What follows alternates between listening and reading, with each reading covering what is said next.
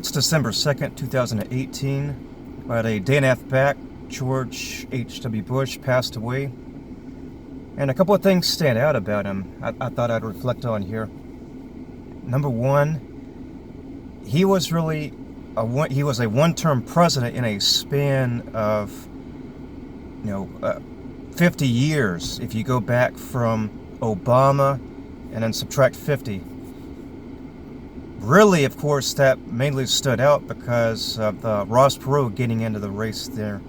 He took, a significant chunk, which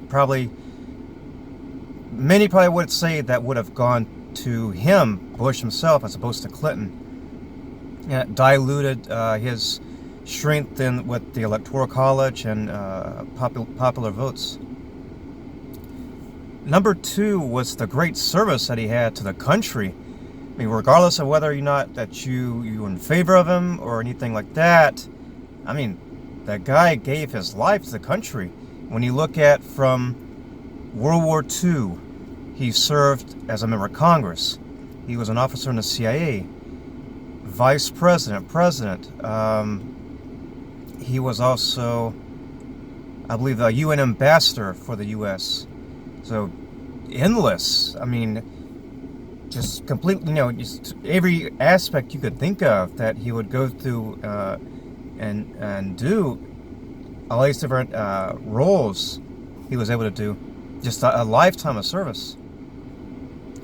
The third thing that really stood out, I think, was he had different phrases from speech that really stood the test of time that are even still talked about for today. I know one of those being about, it went something like, "We'll usher in a new world order."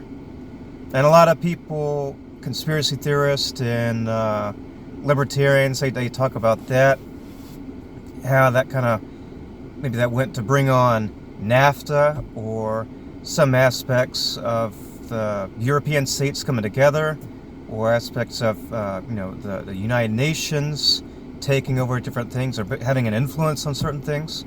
So there was that, as well as where he said, "Read my lips, there'll be no new taxes."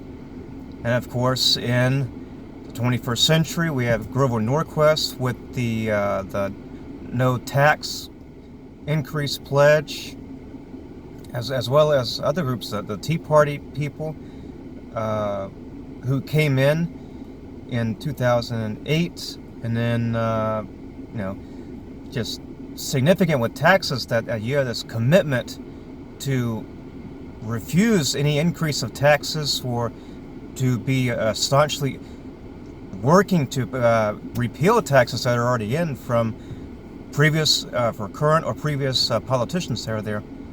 So those are just three things that really stood out about George Herbert Walker Bush, who died November 30th, 2018 at 94 years old. Alright guys, thanks for watching, and you have a great day.